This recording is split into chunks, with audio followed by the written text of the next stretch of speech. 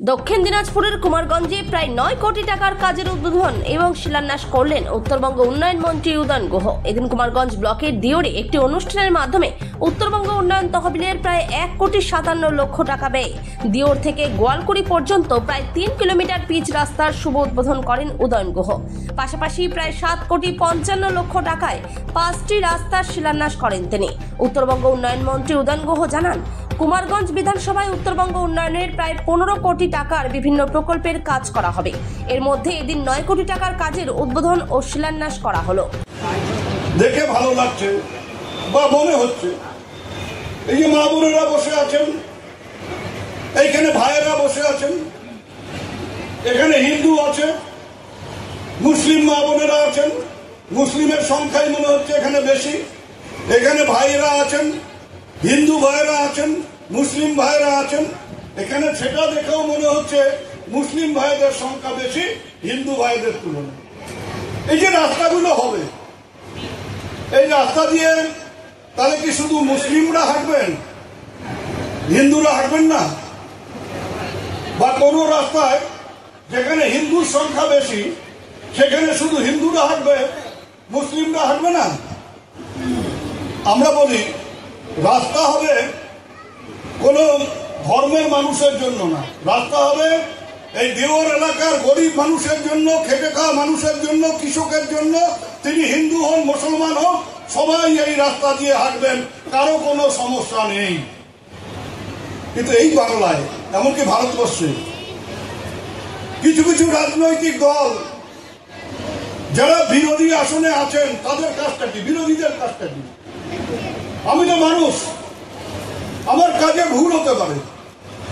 সৌরভ মন্ডল মানুষ, তার কাজে ভুল হতে পারে।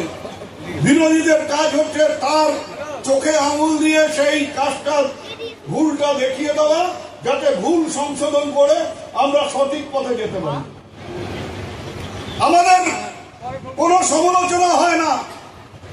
সমালোচনাটা কি হয়? যে মমতা বন্দ্যোপাধ্যায় মুসলমানদের দিকে দেখে, হিন্দুদের দিকে দেখে না।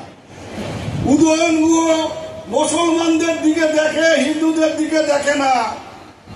হিন্দুদের ঐক্য শক্তিশালী করতে হবে। হিন্দু ধর্ম খতরে মে হ্যাঁ, সেই ধর্মকে রক্ষা করতে হবে। আমি তো হিন্দু, আমি মনে করি না হিন্দু ধর্ম খতরে মে হ্যাঁ। যে দেশে প্রায় 70% মানুষ হিন্দু, সেই দেশে যদি হিন্দু ধর্মের ক্ষেত্রে হয়, বিপদে থাকে, তাহলে বুঝে নিতে হবে তার জন্য দায়ী কিছু হিন্দু, অন্যেরা না।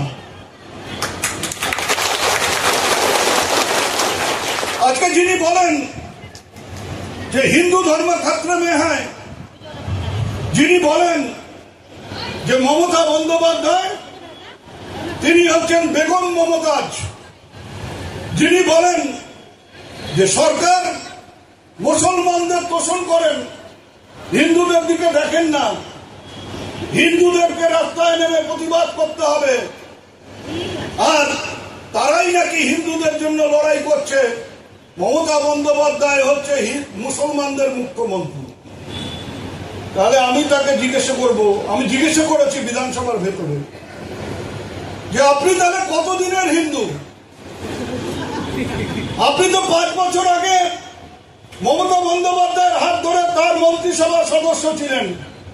আপনি তো 5 বছর আগে মমতা বন্দ্যোপাধ্যায় যে রাজনৈতিক দল করে, আপনিও সেই রাজনৈতিক দলেই ছিলেন।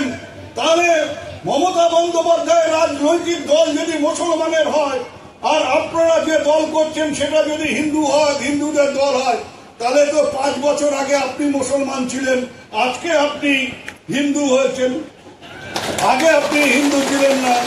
আর একটা কথা আছে, 2 দিনের যোগী ভাতের কয় অন্ন।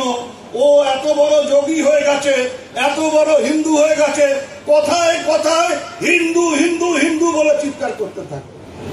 কি হবে?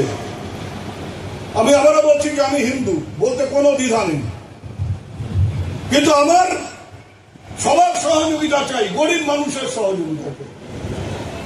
ওর সাহস আছে, ও বলতে পারে যে মুসলমানের ভোট আমার দরকার নেই, আমি একটা গণতান্ত্রিক রাষ্ট্রের জনপ্রতিনিধি, আমি একজন বিধায়ক, আমি বিধায়ক তারপরে মন্ত্রী। আমি বলি আমাকে ভোট দিয়েছেন সর্বধর্মের মানুষ।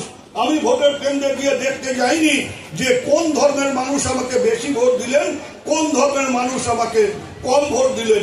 আমি ভোটে জিতেছি মানে আমার কেন্দ্রের আমি সব ভোটারের সমর্থন পেয়েছি। যেমন কুমারগঞ্জের সোহরাব আলী মন্ডল, তিনি বিধায়ক, তিনি এই এলাকার হিন্দু মুসলমান সবার ভোটে জয়ী হয়ে সবার বিধায়ক, কোন বিশেষ ধর্মের মানুষের বিধায়ক। তাহলে আপনি কি কাজ করবেন সেটা বলছেন না। ধরুন মমতা বন্দ্যোপাধ্যায়কে রাজ্যের মানুষ মুখ্যমন্ত্রী পদ থেকে সরিয়ে দিল, আপনাকে মুখ্যমন্ত্রী করলো, আপনি কি করবেন সেটা বলছেন না। আপনি বলছেন হিন্দুদের হাত শক্তিশালী করতে। কিভাবে হবে? তাহলে হিন্দু ধর্ম শক্তিশালী হলে হিন্দুদের কি খিদে পাবে না? তাদের কি বিনা পয়সায় রেশনের দরকার হবে না? তাদের কি জল তেষ্টা পাবে না? তাদের কি পানীয় জলের প্রয়োজন হবে না? তাদের কি চিকিৎসার প্রয়োজন হবে না? তাদের কি ভালো হাসপাতালে বেডের প্রয়োজন হবে না? হিন্দু মা বোনেদের কি লক্ষ্মীর ভান্ডারের টাকার প্রয়োজন হবে না? এটা মাথায় রাখতে হবে। আমি ধর্ম পালন করি, ধর্ম সুযোগ পেলে ধর্ম আমিও পালন করি মনের শান্তির জন্য। তেমনি আমি বিশ্বাস করি সোহরাব হোসেন মন্ডল শুক্রবার অন্যদিন 5 বার নামাজ আদায় করতে সময় পায় কি পায় না, কিন্তু জুম্মাবার নিয়ম করে সে মসজিদে গিয়ে নামাজ আদায় করে নিজের মনের শান্তির জন্য। ধর্ম আমার মনের শান্তির জন্য, ধর্ম পালন করি মনের শান্তির জন্য। কিন্তু প্রত্যেকটা লোক, সে হিন্দু হোক মুসলমান হোক, তাকে কাজ করতে হয়, তাকে রোজগার করতে হয় নিজের পেট ভরাবার জন্য, পরিবারের সবার পেট ভরাবার জন্য। কাজ না করলে ধর্ম কাউকে খাওয়ার দেয় না, এটা সবাইকে বুঝে রাখতে হবে। তেমনি প্রত্যেকটা মানুষের, সে যে ধর্মের মানুষই হোক না কেন, তাকে